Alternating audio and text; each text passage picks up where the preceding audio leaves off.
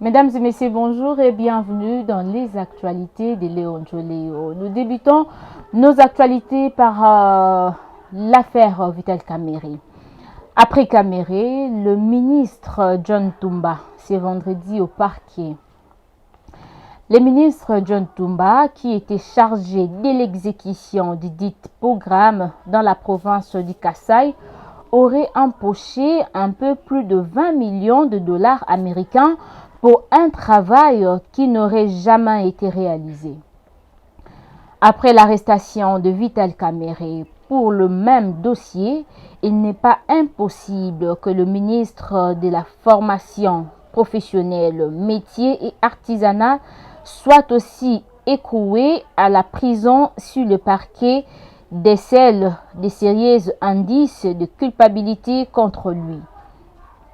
Il serait donc le premier membre du gouvernement à être écroué en prison dans le cadre de cette enquête. Suite à l'arrestation de Vital Kamerhe, plusieurs réactions fusent de partout pour encourager la justice congolaise dans la lutte contre la corruption et le détournement des fonds publics. C'est le cas de l'ancien candidat président de la République, Noël Tchani, qui salue la lutte et appelle le procureur général de Matete à saisir de dossiers révélés par l'ancien conseiller de l'ancien chef de l'État Joseph Kabila en matière de la corruption, M. Luzolo Bambilesa. Signalant que quelques cadres et autorités sont entendus devant la justice ce vendredi 10 avril pour les informations liées au détournement des fonds du programme de 100 jours de Félix Tshisekedi Tshilombo. Le procureur général près de la cour de Kinshasa-Gombe a placé en détention préventive le jeudi passé le directeur général du Fonds national d'entretien routier, FONER en sigle, Fulgence Bamarose Lobota. Le patron de FONER est soupçonné des détournements de plus de 20 millions de dollars destinés à financer les travaux de réhabilitation de routes au Nord Kivu, au Sud Kivu et au Kasaï par la société Sokok. Selon les sources judiciaires, Sokok aurait versé plusieurs fois par mois la somme de 2,5 millions de dollars à Fulgence Baramos, alors que l'État s'engageait à faire la même chose. Malgré cette surfacturation, rien n'a été fait sur le terrain. Le DG de l'OVD placé sous mandat d'arrêt provisoire à Makala.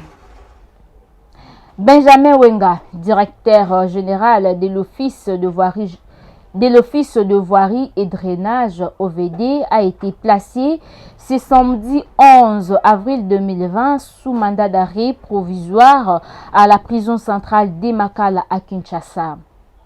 Ces derniers précisent que son arrestation est liée à l'exécution des travaux confiés au Fonds d'entretien routier FONER dans le cadre des 100 jours du chef de l'État. Benjamin Wenga, directeur général de l'OVD, vient d'être placé sous mandat d'arrêt provisoire à la prison de Makala par le procureur général près de la cour d'appel de Kinshasa-Gombe, en rapport avec les travaux qui auraient dû être réalisés après la recette de FONER. Dans le cadre de 100 jours, l'OVD est maître d'ouvrage du saut de mouton de Kinshasa, Kinchuka Pompage, toujours à Kinshasa. Passons à la politique. Janine Mabunda Lioko Mundiaï et Alexis Thambwe Mwamba, respectivement présidente de l'Assemblée nationale et président du Sénat, ont échangé le vendredi 10 avril 2020 avec le Premier ministre Sylvestre Ilunkamba au sujet de l'organisation prochaine du Congrès. Le Premier ministre attend ce vendredi également les rapports de la menue commission mise en place par les équipes de ministres de la Santé et de l'Environnement sur la désinfection du palais d'Ipeuple.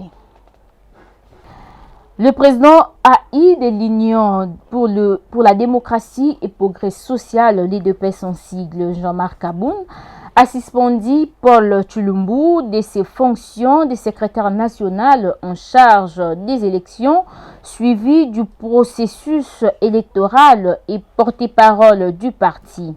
Cette décision est tombée ce vendredi 10 avril 2020 à travers une correspondance dont une copie est parvenue à la rédaction 7sur7.cd. Jean-Marc Aboun précise par ailleurs que Paul Tshilombo est suspendu pour non-respect de la hiérarchie et des instructions du parti. Le tribunal de paix de Kinshasa Matete vient de rejeter la requête de demande de la liberté provisoire de Vital Kamerhe, directeur des cabinets des chefs de l'État Félix Tshisekedi Tshilombo. Il a par contre placé en détention préventive pour une durée de 15 jours, a indiqué Georges Kapiamba, président de l'Association congolaise pour l'accès à la justice, ACAJ en sigle. Il sied de rappeler que le président de l'Union pour la nation congolaise, INC, avait été entendu au sujet de la gestion de fonds alloués au programme d'urgence de 100 jours du président de la République. Après son audition, le mercredi passé, Vital Kamerhe avait été placé sous mandat d'arrêt provisoire et encheminé à la prison centrale de Makala. Le Togo vient de perdre l'une de ses grandes figures politiques, Eden Kodjo, ancien Premier ministre togolais et ancien secrétaire général de l'Organisation de l'Unité africaine, OIA, est décédé à Paris à l'âge de 82 ans. L'ex-premier ministre togolais, Eden Kodjo, a rendu l'âme vendredi dans la capitale française, Paris. Pour l'heure, aucune information n'a été donnée sur les circonstances du décès de cette figure qui a fortement marqué l'histoire politique du Togo. Invité du journal de Léon Joléo, Rasta Mamona n'a pas fermé sa bouche sur l'affaire de l'arrestation de Vital Kamerhe, directeur des cabinets des chefs de l'État. Suivant. Et le Congo a Vital Kamerhe. Ayebi Parlement bien, Ayebi Kabila bien, Ayebi PPRD bien parce que c'est lui le fondateur. Ayebi ba voleur ya PPRD. Oh bazav ma préba kota na prison, même le président honoraire. Soko yebi berer na ye, transforme la justice pour tout mon état de droit. Yesi konde ba ridiculiser ndengwana, soko kolanda émission par internet. Oh yebi ba vérité qui sont des vrais voleurs plus que toi. Parce que yong te formé Kabila, yong te formé Tshisekedi. Donc vous avez dit caméléon, on a sinon le bango déjà calme. Si on a dit caméléon, on a changé de couleur, bibi ça va vérité, on va libération. Merci de nous avoir suivis, partagez nos informations si cela vous intéresse. On se retrouve prochainement avec un nouveau numéro. Bye.